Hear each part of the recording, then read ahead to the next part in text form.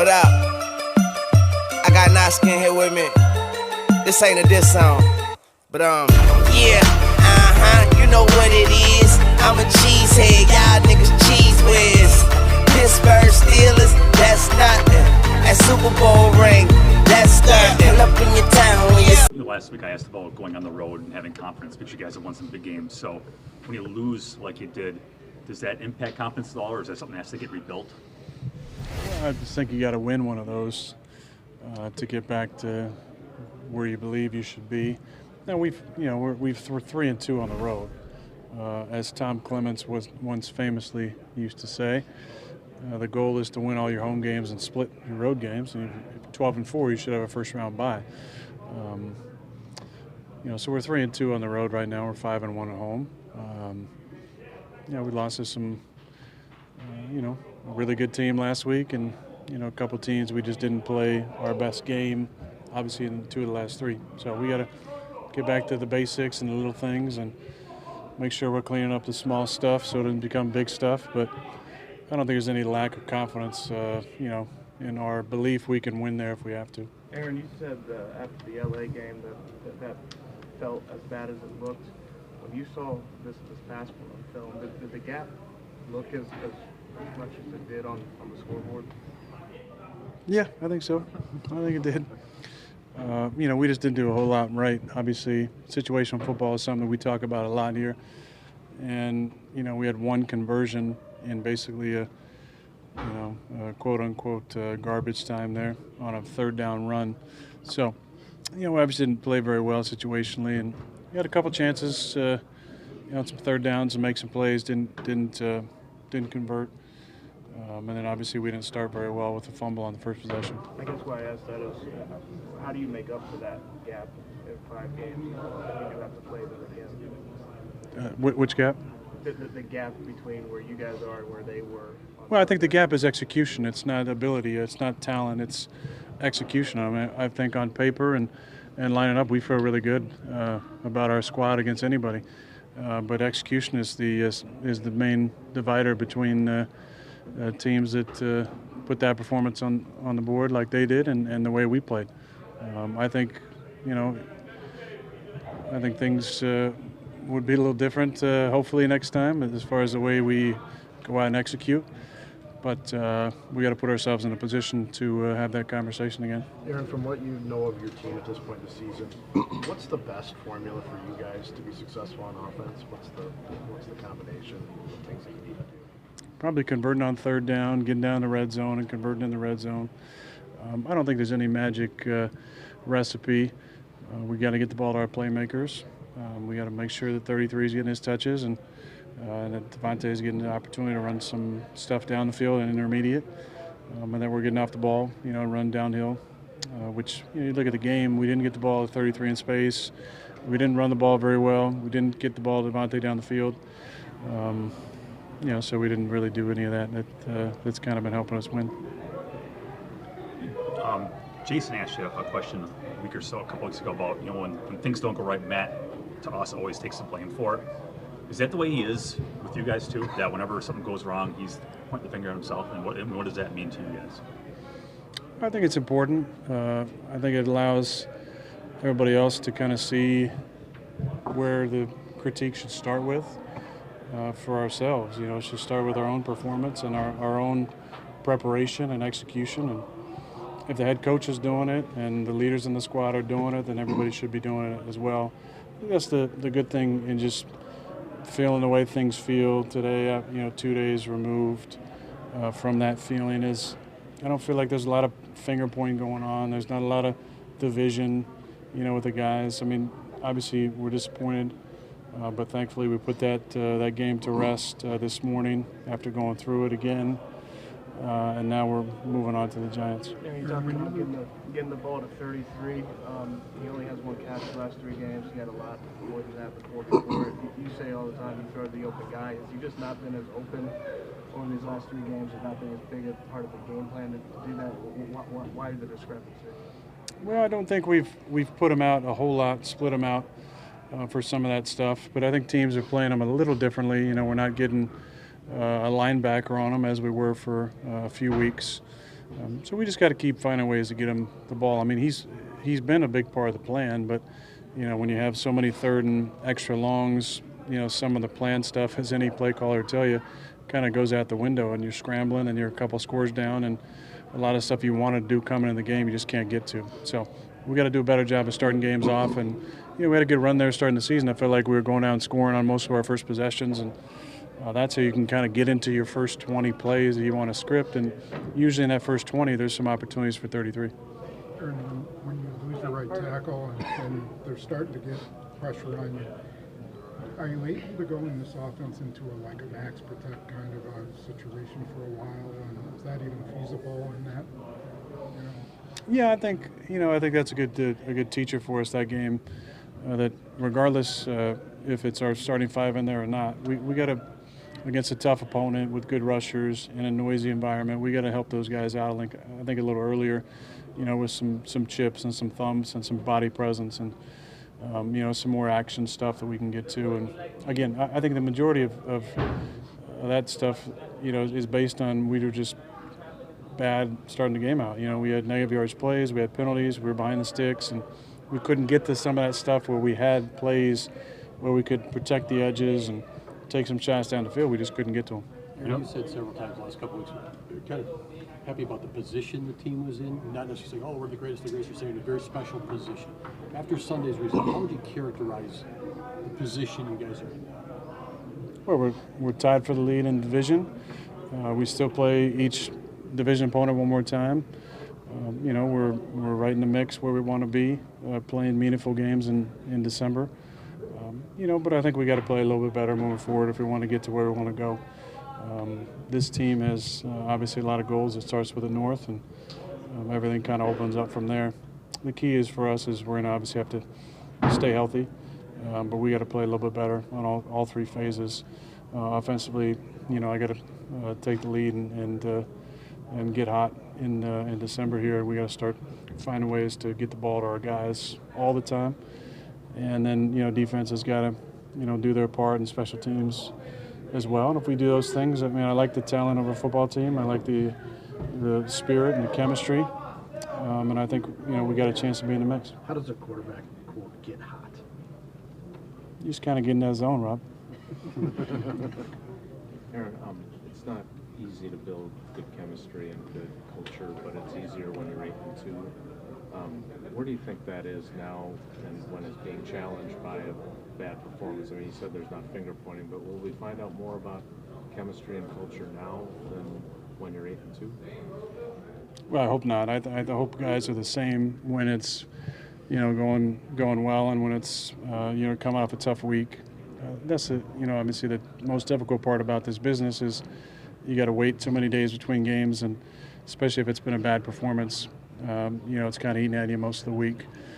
But, we got a road game against a team that's been in one-score games, I think the last 6 in the fourth quarter.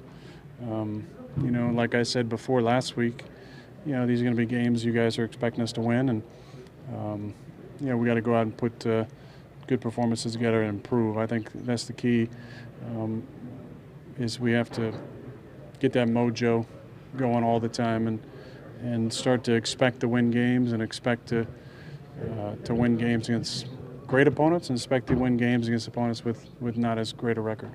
And there's a lot of guys in the youth in this locker room, a lot of guys who haven't been to the playoffs because 2016 was the last time. Does that concern you at all that there are a lot of guys in here that have not been part of a playoff push before? No, not really, Mike. I think in a lot of cases ignorance is bliss, and it allows you to kind of have the blinders on a little bit. Being an old guy, you really savor the opportunities, and you know how special they can be because it's not like this every year. But I think as a young guy, you don't know any different. So it's normal.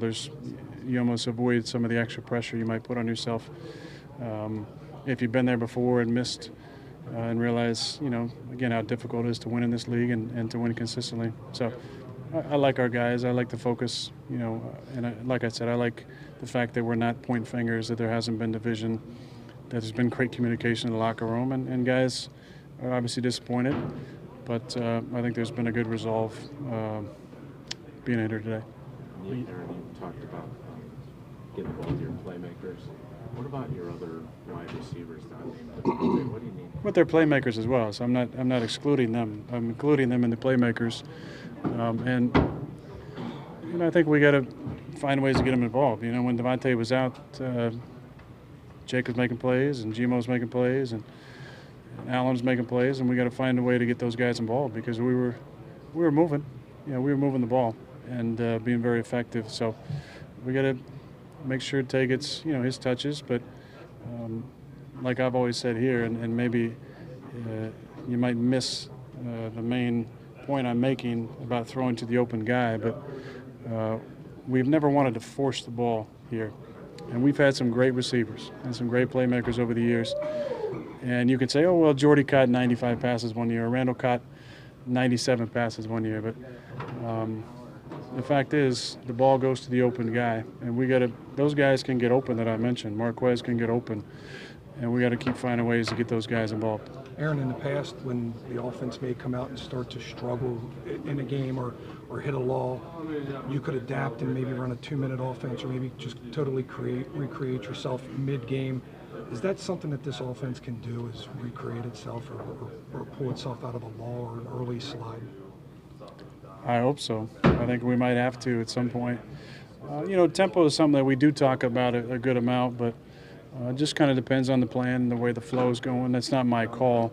There was a time here where we ran almost exclusively in no huddle, and that's a lot of fun as a quarterback. But, being under center more and having, a lot more in the plan, we try and get to the stuff that we practice all week. And I think there's a lot of good stuff in there. We just got to find that balance between, maybe changing some tempo and still trying to run our stuff. You guys have some options at right tackle, and Brian doesn't go, and claimed a veteran today.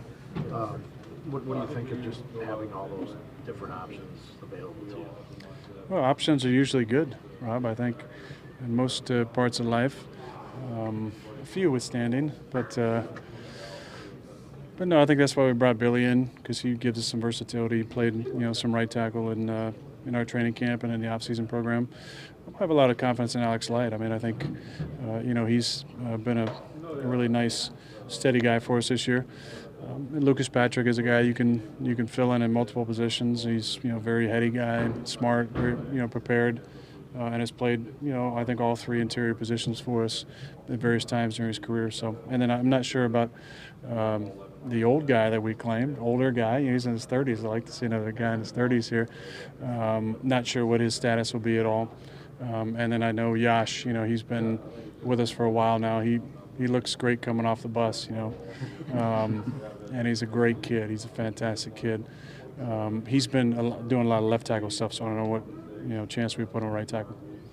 Aaron, going back to John's question on tempo, where do you think you're at in terms of the long play calls and the cans that are part of it, and then also wanting to gather all that information you want to gather at the line of scrimmage?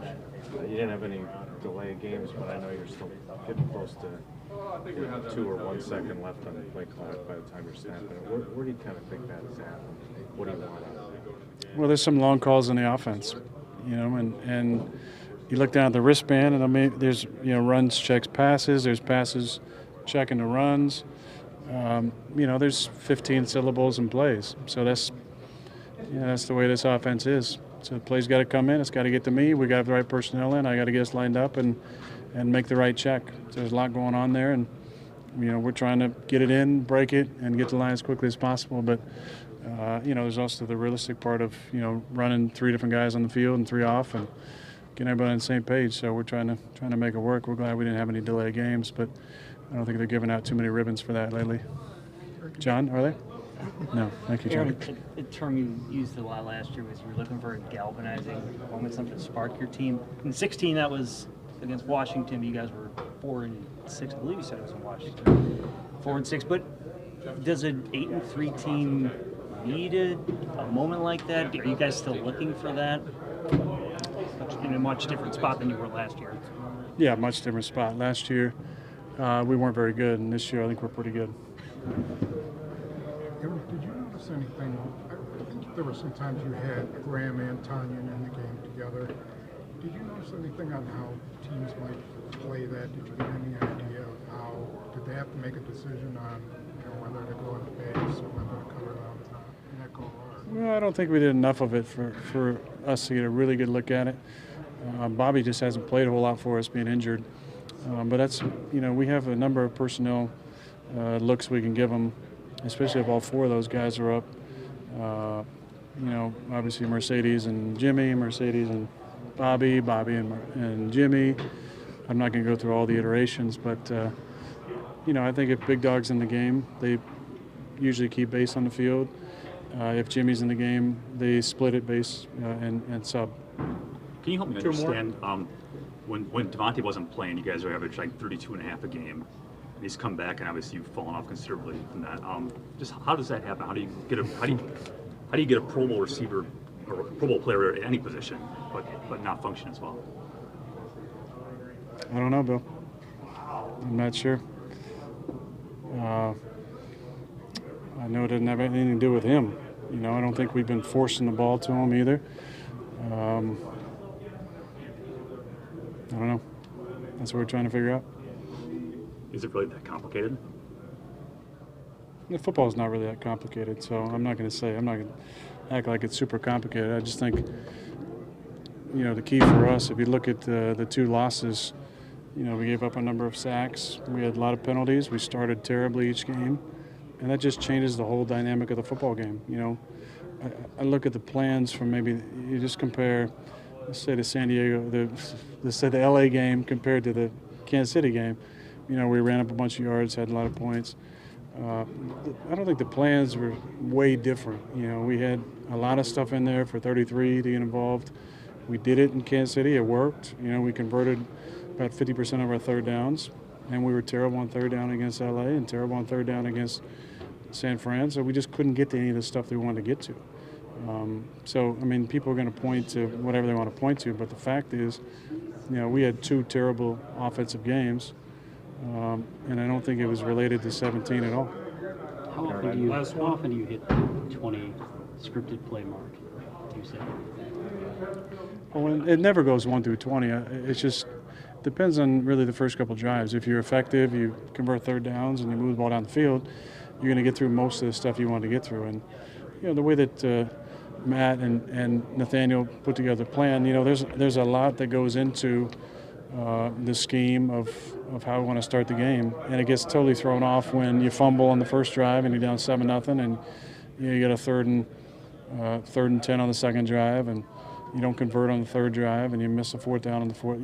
That just throws you out of whack. So we got to be better starting the game and convert third downs and get into some of our stuff. And I think when we do that, Bill's going to feel better about our offense, and everybody else is going to feel better about our offense.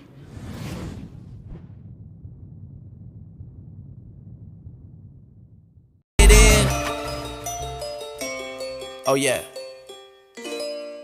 Young Moolah, baby.